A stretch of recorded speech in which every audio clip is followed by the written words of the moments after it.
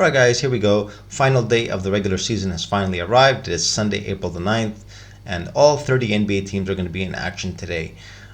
Just taking a look at the schedule, we see we're going to get the start of the first batch of games are going to be at 1 p.m. Eastern Time.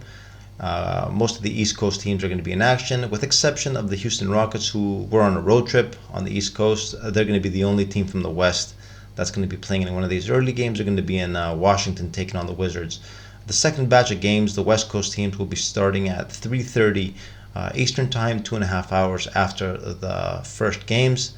Where in the West we see is where most of the interest is, the Wild Wild West, where we're going to have a lot of extremely important games taking place. The East Coast, everything is pretty much set in stone, guys. The teams know their positionings.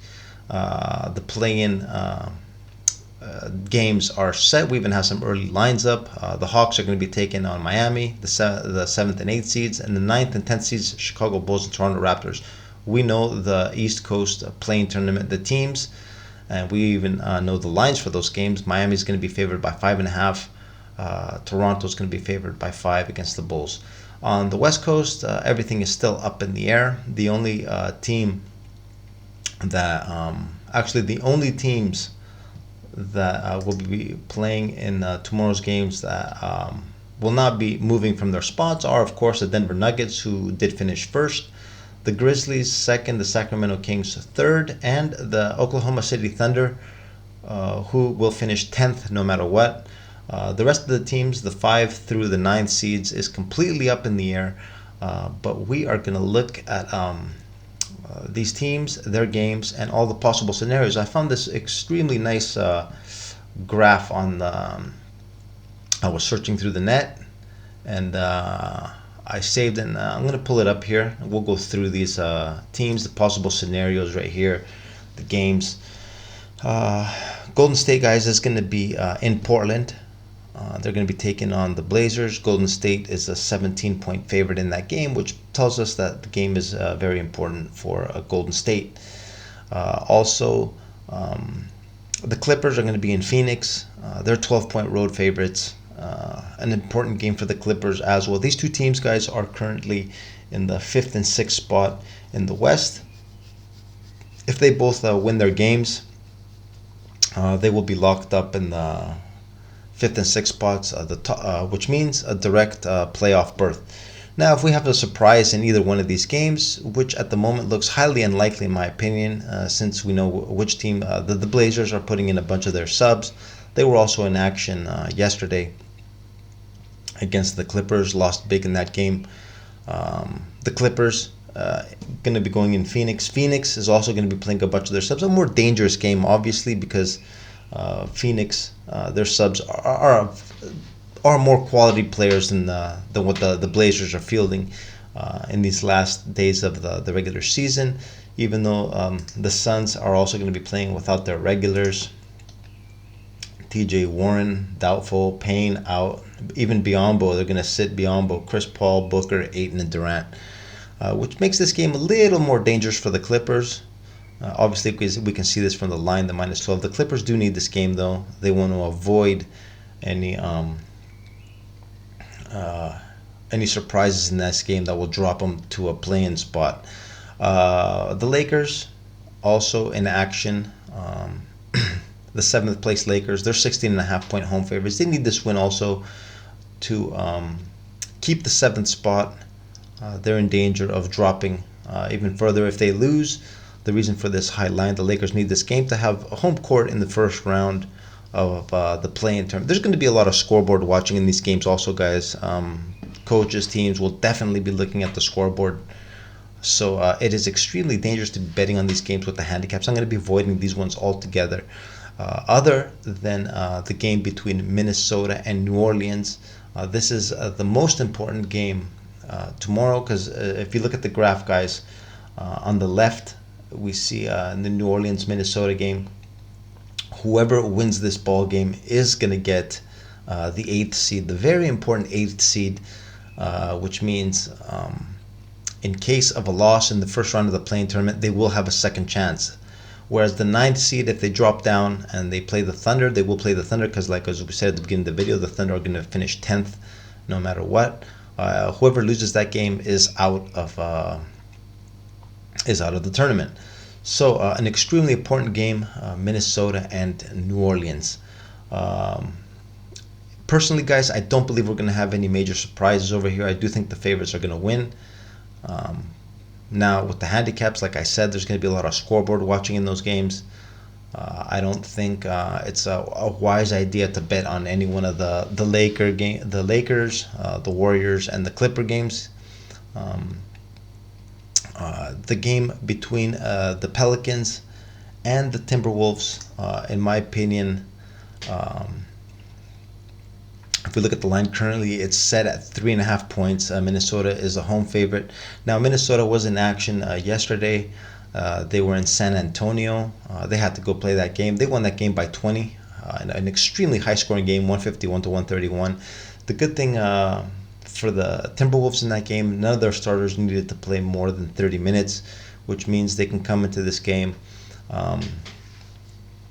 with their starters not having to play a large amount of time. The Pelicans guys are going to be coming into this game rested. They were not in action yesterday.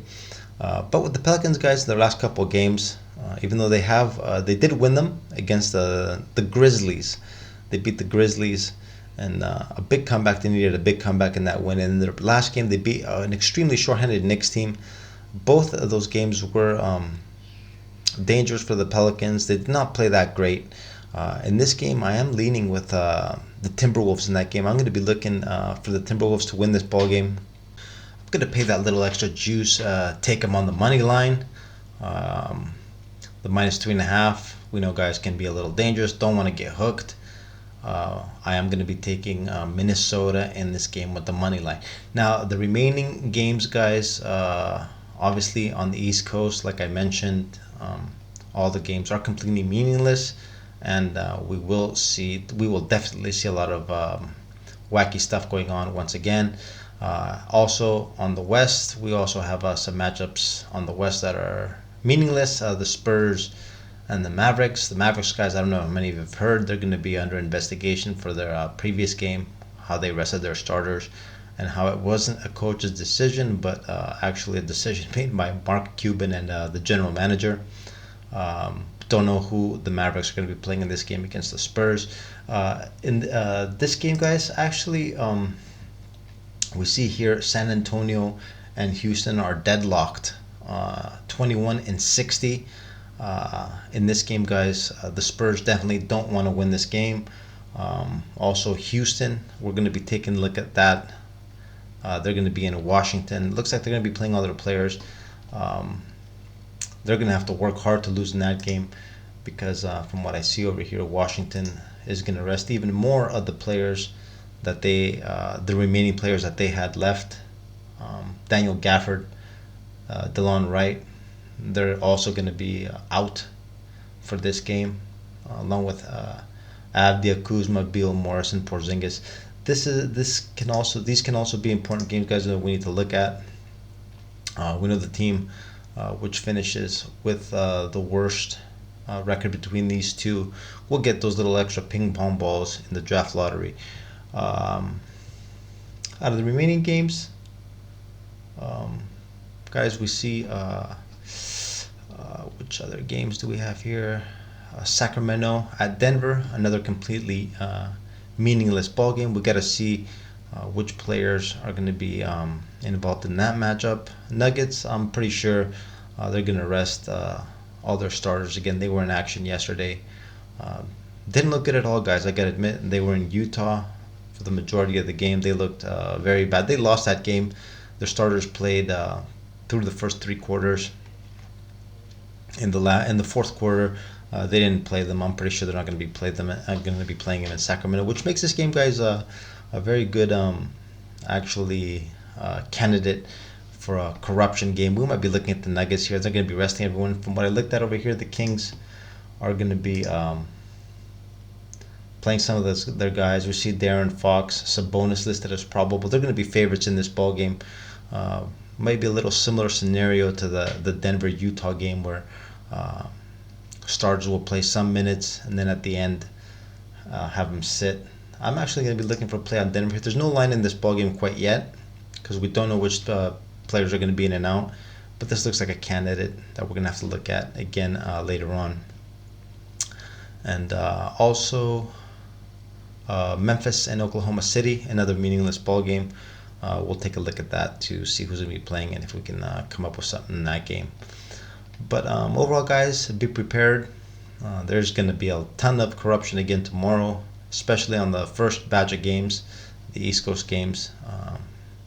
We're going to try to dissect it, get some clues, and see if we can come up with some winners in this final day of the regular season. Trying to squeeze out as much as we can before it's all over and done with, and we are rid of a lot of these low-quality ball clubs, and before we get to the playoffs. Anyways, guys, this is what I got for you guys right now. I will do a second update, so if you haven't subscribed, make sure, guys, to subscribe and hit that notification bell to get the alert when my video comes on with my final plays of this last day of the regular season. So that's it for now, guys. I will see you all in the next video. See ya.